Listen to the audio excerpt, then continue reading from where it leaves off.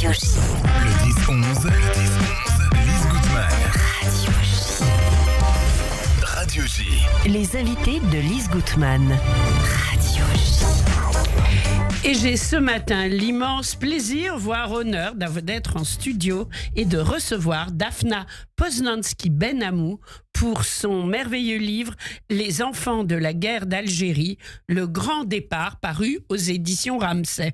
Alors pour Daphna Poznański-Benhamou, bonjour. Bonjour. Pourquoi je dis merveilleux? Parce que c'est un livre que j'ai eu un grand bonheur à lire, à découvrir. Que c'est un livre qui est écrit, c'est un livre familial, personnel, émouvant, un livre où la guerre est vue au travers de vos yeux d'enfant. Vous allez nous en parler. Vous êtes une femme politique, conseillère à l'Assemblée des Français de l'étranger. C'est pour cela que vous êtes d'ailleurs à Paris, enfin en France en ce moment. Chevalier de l'Ordre national du mérite pour vos actions en faveur de la francophonie. Chevalier de la Légion d'honneur pour vos combats en faveur des Français de l'étranger. Né en Algérie, vous quittez Oran en juin 62 pour Marseille et vous êtes donc l'auteur d'un roman historique, La Vipère d'Azur, paru chez Calman Lévy. Nous sommes ensemble pour évoquer votre nouveau livre, donc je le disais, Les enfants de la guerre d'Algérie, pour lequel vous avez eu le prix 2024 de la Fondation pour la mémoire de la guerre d'Algérie, des combats du Maroc et de Tunisie. Le grand départ. Alors, Daphna, d'abord, merci et bravo pour tout cela, c'est vraiment important. Vous êtes une femme battante, vous n'arrêtez jamais. Et en fait, ça a commencé très jeune. Parce que vous avez écrit ce livre, et c'est ça qui en fait l'attachement qu'on peut avoir à votre récit, mais également la singularité du livre. Vous avez écrit ce livre à travers vos yeux d'enfant. Moi, c'est ce qui m'a touchée particulièrement. Vous racontez, en fait, votre grand départ, celui de vos parents, mais également l'incompréhension qui vous touchait à l'époque face à l'attitude des adultes. Alors, première question, pourquoi avoir écrit ce livre sous ce format? D'abord, je voudrais dire qu'on est en mars, bientôt le 19 mars, oui. C'est-à-dire les accords d'Évian. Oui, vous exact. avez presque la réponse dans cette C'est vrai. À votre question. On l'oublie souvent. C'est une date traumatisante pour énormément de personnes. Moi, je me souviens, j'étais une petite fille et à Oran, ce jour-là, le ciel était gris, lourd, pesant, et les gens, les grandes personnes, en fait, ils montaient et descendaient les boulevards sans aucune raison. Et la petite fille, elle se disait, il se passe quelque chose. Mais quoi? Alors pourquoi l'avoir écrit? Mais parce qu'on a écrit beaucoup de livres sur la guerre d'Algérie. Mais absolument aucun n'a porté la voix des enfants. En fait, la voix des enfants, c'est la voix des enfants dans toutes les guerres, y compris aujourd'hui. Ce qui fait que malheureusement, ce livre est, hélas, énormément d'actualité. Exactement, c'est aussi pour ça que ça nous touche. Et je rappelle que vous habitez en Israël oui. Depuis 45 ans. Depuis 45 ans. Et que donc, à ce titre, c'est vrai que malheureusement, très malheureusement, entre votre enfance à Oran et la vie en Israël et les derniers événements, la guerre, ça fait partie de votre vie. Oui, c'est ma compagne depuis effectivement mon enfance. Ceci dit, je dirais qu'il y a une très grande différence entre toutes ces guerres.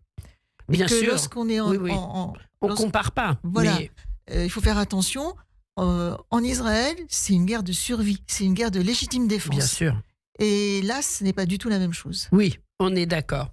Et alors, ce livre, donc, sur votre guerre d'Algérie, en fait, oui. En tant qu'enfant, vous critiquez beaucoup dans le livre le vocabulaire des adultes qui souvent est très obscur, opaque pour vous. Vous avez du mal à comprendre les mots utilisés. Vous avez les oreilles grandes ouvertes, vous êtes fille unique et en fait, votre référence, ce sont les adultes, vos parents, leur famille, vos amis qui sont autour de vous. Et on va donner un exemple. Ils ne disent jamais, vos parents, le mot guerre. Vous mettez les enfants de la guerre d'Algérie. Mais eux, ils disaient quoi? Les événements? Ils disaient les événements. Mais en fait, les adultes se mentaient, j'avais compris ça toute petite. Ils se mentaient et ils nous mentaient à nous, les enfants. Et Vous leur avez pardonné de mentir? Non, je pense qu'il faut toujours dire la vérité aux enfants. Sinon, ça empêche leur construction normale.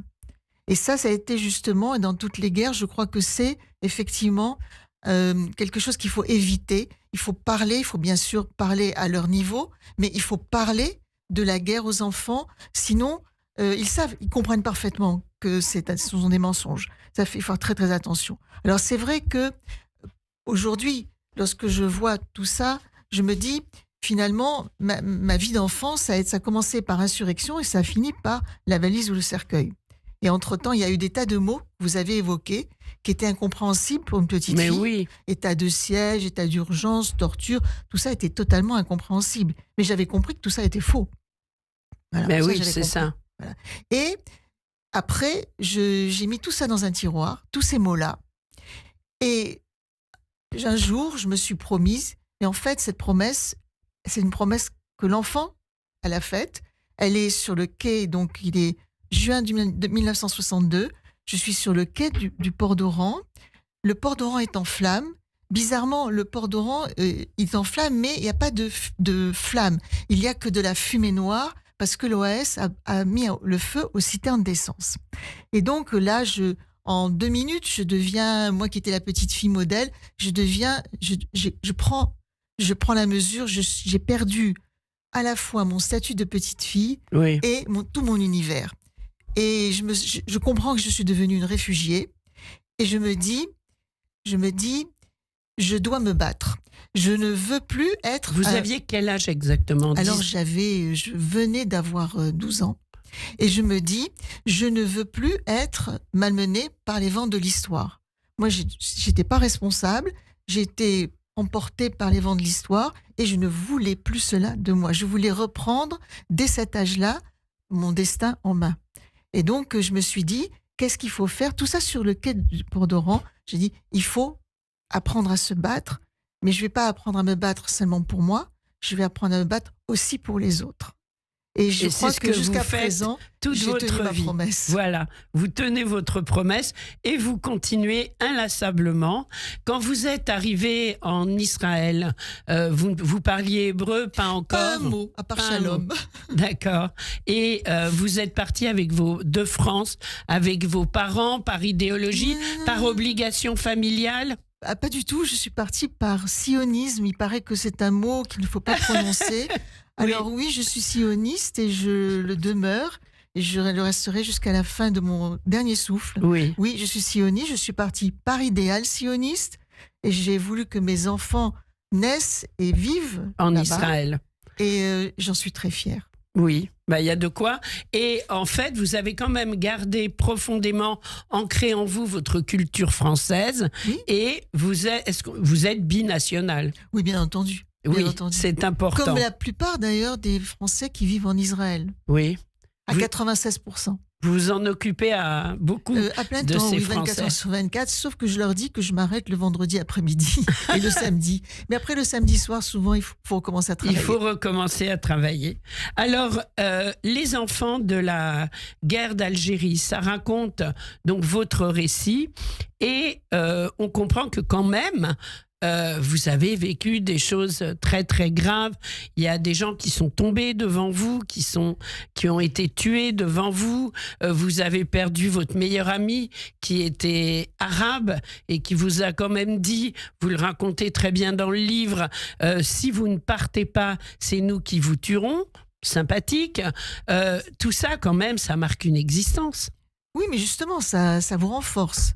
Ça vous renforce. Oui, j'ai été traumatisée, c'est clair. À l'époque, vous savez, Ben on oui. ne savait même pas que les enfants pouvaient être traumatisés. Oui. Et oui, j'ai été traumatisée, j'ai vu des cadavres tout enfant, j'ai traversé ma rue et avec mon voisin, il a été tué et moi je suis arrivée à passer. Enfin, voilà, et c'était la vie de tous les jours. C'était juste la vie de tous les jours. Oui. Mais voilà. Et là, j'ai vraiment pris conscience de cette vie de tous les jours parce que moi, ayant été toute petite à cette époque, c'est vrai que j'en avais entendu parler, mais on ne se rend pas compte de ce qu'a été le quotidien des Français d'Algérie au moment de la guerre et peut-être même des Juifs en particulier aussi. C'est encore une petite histoire au cœur de la grande, si j'ose dire. Et grâce à vous, on concrétise vraiment certaines choses. D'accord, ils sont arrivés en France. À l'époque, on vous appelait les rapatriés, mais après avoir vécu des choses d'une violence incomparable. Mais surtout, il s'est passé exactement la même chose qu'après la Shoah, c'est-à-dire qu'il fallait surtout pas parler. Voilà, c'est ça. Oui, on a été. Alors l'amnésie collective, c'est toujours ce qui se passe après une guerre, et surtout une guerre qui a été considérée comme un sujet tabou. Donc on a été ensevelis dans ce silence, et on en a souffert évidemment. Et pendant 20 ans, j'ai écrit le même livre et les éditeurs n'en voulaient pas. Et donc il a fallu beaucoup de temps pour pouvoir. Ce livre, vous l'avez écrit en combien de temps ? Voilà, je l'ai écrit en un an, mais les éditeurs n'en voulaient pas pendant 20 ans. Mais je suis très obstinée quand je pense que j'ai raison. Oui, Voilà. vous avez raison. C'est ce qui fait votre force et votre force de femme politique également. L'Algérie, vous racontez que vous n'y êtes jamais retournée. Non. Votre famille non plus. Non, mais pour moi, il était impensable de demander un visa pour entrer dans mon pays natal. Mais non, jamais je n'aurais signé une demande de visa. Jamais. Oui. Absolument jamais. Parce que l'Algérie, c'est encore votre pays natal, malgré C'est tout. mon pays natal. C'est le pays que je décris parfois dans le livre, auquel je reste très attachée. Oui. Mais c'est un attachement, si vous voulez, qui est intellectuel, philosophique, mais c'est tout, c'est fini. Oui, Pour moi, bien c'est sûr. fini. Mon pays, c'est Israël, bien sûr, et aussi la France, puisque je suis binationale. Mais si on revient à l'amnésie, moi, j'ai eu des discussions ensuite avec notamment des ambassadeurs qui m'ont dit « Oh, mais les rapatriés sont arrivés au bon moment, il y avait les 30 glorieuses. » Alors là, j'ai été assez sèche en rappelant que la France attendait 100 000 rapatriés, entre guillemets. Il y en a eu 1 100 000. Donc en fait, on ne nous attendait pas du tout. Pas du tout, bien sûr. Et à un moment donné, je raconte que je finis dans un taudis avec mon père et À ma Marseille. Et un Et en taudis fait, qui, voilà, aujourd'hui... et oui. qui a même une histoire, puisque un jour, il n'y a pas si longtemps, je crois il y a 8 ou 9 ans, en fait, l'immeuble dans lequel... C'était déjà un immeuble... Vétuste. Vétuste, c'est même pas le mot. Oui. C'était un miracle qu'ils tiennent debout. Il s'est effondré. C'était l'un des 3 immeubles de la rue d'Aubagne qui se sont effondrés. Et c'est un peu votre maison qui s'est effondrée aussi. C'était pas ma maison, c'était... Non, mais vous ça a savez, dû vous j'étais faire une un toute choc, petite non? fille et je m'en prenais à Dieu, en fait. Je dis, mais pourquoi tu m'as amené là? Ah oui. Ouais. Et puis avec des adultes autour de vous qui répondaient pas Non, forcément bien sûr, aux questions que vous posiez. Alors, je voulais juste lire une seconde un mini extrait justement sur votre problématique par rapport au non-dit des adultes et à ces mots obscurs. Vous parlez du général de Gaulle qui proclama le dégagement. Ce mot neutre avec un goût de cachou ahurit les habitants, courba leur nuque, les fit rentrer en eux-mêmes. Le dégagement, c'est oust du balai. C'est la raison d'État, déclara mon père, à l'habitude des adultes délivrant des mots incompréhensibles, pour en expliquer d'autres tout aussi abscons. Je n'eus conscience que d'une matière froide, compacte, une chape de pierre qui étouffait nos cris, nos pleurs, nos supplications, nos lendemains. Là, on comprend vraiment que tous ces termes vous échappent complètement et puis même quand même, de toute façon, vous angoissent, vous inquiètent. Oui. Écoutez, moi, j'ai évidemment pas tout compris de ce que j'ai Bien vécu sûr. à ce moment-là, mais donc je l'avais mis dans un tiroir. Et en fait, je voudrais rendre hommage à une grande poétesse israélienne qui s'appelle Bluma Finkelstein, qui a Oui. souvent été primée en France. Et c'est elle qui, donc des années plus tard, m'a fait comprendre ce que j'avais vécu. Parce que c'était étrange, tout ce que j'avais vécu était douloureux. Et en fait, j'avais réussi à surmonter cette douleur et ce déracinement grâce aux mots de la langue française que j'avais scrupuleusement gardés. Bien sûr. Et en fait, elle dit, les mots de la langue française ont la pureté et la fluidité de l'eau des sources et la densité du diamant à peine entamé. C'est très beau. C'est exactement l'expérience que j'ai vécue. Oui. Alors, cette expérience, elle n'est pas la seule que vous avez vécue.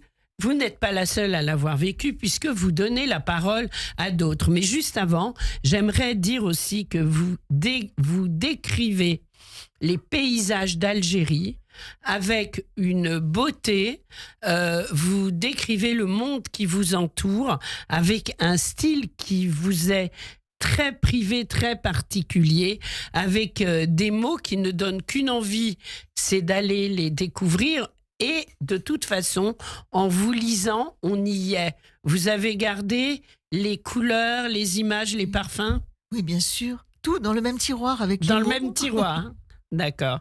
Alors, vous avez choisi en seconde moitié de livre de donner la parole à d'autres Algériens, enfin juifs algériens, pas seulement juifs, excusez-moi, des enfants du grand départ. Voilà, exactement. Voilà, qui ont accepté de vous parler et également qui ont accepté de se raconter. Et je crois que ça n'a pas été facile. Non, ça n'a pas été facile parce que moi, ils pleuraient lorsque je les interviewais. Et je me suis dit à un moment donné, c'est trop dur peut-être, je devrais arrêter, c'est vraiment trop dur. Et ensuite, ils m'ont tous dit « Merci, vous nous avez libérés ». Libérés d'un poids, libérés de leur passé qui les étouffait certainement. Ce sont des gens d'une certaine génération qui ont continué, eux, à ne pas parler. Bien sûr, ils n'ont rien dit, surtout pas parler. Ouais. Et quand vous les avez sélectionnés, ces gens choisis, vous avez essuyé des refus ? Non. Ah, ça c'est intéressant. Non. Et il s'est passé d'ailleurs quelque chose de joli, de fraternel. C'est que les éditions Ramsay m'ont demandé encore plus de témoignages. J'en avais envoyé 10, ils en ont voulu plus. Et en même temps, ils m'ont donné 10 jours pour les trouver. Donc, d'accord, donc ça n'a pas été simple. Alors non, il a fallu travailler jour et nuit. Mais là, j'ai envoyé un message à tous mes collègues de l'Assemblée des Français de l'étranger, qui, on est 90, en leur faisant un petit message, en leur expliquant qui je recherchais, et de passer ce message. Et ils l'ont fait. Et c'est comme ça qu'il y a des témoignages sous toutes les latitudes des 4 coins du monde, et c'était très touchant aussi. Alors, ces témoignages, on va le dire, sont plus courts que votre propre récit, et c'est bien normal, mais tous les témoignages se regroupent, en fait. Ils se regroupent et ils font comme une sorte de symphonie entre ma partie à moi et leur partie à eux, et c'est comme des échos. Oui. C'est vrai que... Qu'est-ce qu'on vous en a dit de ce livre déjà ? On m'a dit la même chose que vous. Ah, on m'a dit, d'accord. Je me rappelle que je l'avais offert à Éric Danon, qui est l'ancien ambassadeur de France en Israël. Bien sûr. Et qui était absolument enthousiaste. On avait fait à l'Institut français à Tel Aviv. Et il avait dit, il a été tenu à présenter lui-même le livre. Il avait dit, c'est un livre magnifique. Oui. Alors aujourd'hui, l'Algérie est à nouveau dans l'actualité avec des attitudes politiques gouvernementales très dures. Boualem Sansal est toujours enfermé là-bas. On ne sait pas s'il est à l'hôpital ou dans sa prison, le malheureux, mais voilà. Je crois que vous le connaissez, vous l'aviez rencontré. J'ai dû le rencontrer. Oui. Donc tout ça est très très dur. Qu'est-ce que vous ressentez de voir l'Algérie remonter comme ça dans l'actualité ? Écoutez, c'est très douloureux pour moi. Bon, d'abord, j'appelle évidemment à la libération de Boualem Sansal. Mais hier soir, dans le métro, qui me ramenait depuis le Sénat, j'étais avec un collègue et donc je lui dis, donc il représente les Français d'Algérie, et je lui dis comment ça va. Et c'était dur à entendre tout ça. C'était dur à entendre. Je reste très, très connectée avec ce qui se passe là-bas. Oui. Et très en colère aussi. Bien sûr. Parce que finalement, l'Algérie aurait pu être une puissance méditerranéenne. Bien au sûr. lieu d'être une dictature qui s'occupe même pas de ses ressortissants. Donc, vous savez, j'ai trouvé, j'en parle dans le livre, il y a une petite note, parce que c'est pas un livre ni d'histoire, ni un livre politique. Et donc, en fait, il y a aussi Naït Ahmed qui a dit, bien des années plus tard, il était en exil à Genève, il a dit, en fait, on a commis de grands crimes vis-à-vis des pieds noirs. Et si on les avait pas rejetés, aujourd'hui, l'Algérie serait une très grande puissance. Oui, parce que c'est en fait un très très beau pays avec de nombreuses ressources et voilà. Et vous êtes d'accord avec ça, évidemment. Oui, tout à fait. Je voudrais juste, si on a le temps, Oui. sur l'aspect juif, évidemment, je raconte dans le livre que je suis tombée amoureuse, c'est mon premier amour, d'un antisémite, d'un Oui. voisin antisémite. Bon, et je comprenais pas, évidemment. Et ensuite, lorsque je suis arrivée à Marseille, j'ai été placée au fond de la classe à côté d'une élève arabe. Et la première chose qu'elle m'a dit, salut juive. Voilà, ouais. Ça marque pour la vie, ce genre de choses. Oui. Oui, vraiment. Ça forme à l'idéal sioniste, Ça forme. c'est une bonne formation. Disons. Oui, c'est une très bonne Voilà, formation. une C'est excellente pour ça que vous vivez en Israël depuis si longtemps. J'aurais bien voulu évoquer avec vous la question d'Israël. On n'a malheureusement pas le temps. En tous les cas, il faut absolument lire, se procurer de toute urgence Les enfants de la guerre d'Algérie, le grand départ d'Afna Poznanski Ben Amou, paru aux éditions Ramsay, un livre touchant, un livre dont on ne sort pas indemne. Et puis écoutez, on se quitte sur la guitare d'Enrico, évidemment, comment ne pas. Dafna Poznanski Ben Amou, merci beaucoup d'avoir été avec nous. Et quand vous le souhaitez, quand vous passez par Paris, dans le studio de Radio J, merci. Merci infiniment. À bientôt alors, en octobre prochain. Bien sûr, avec J'ai plaisir. quitté ma maison, ma vie, ma triste vie se traîne sans raison.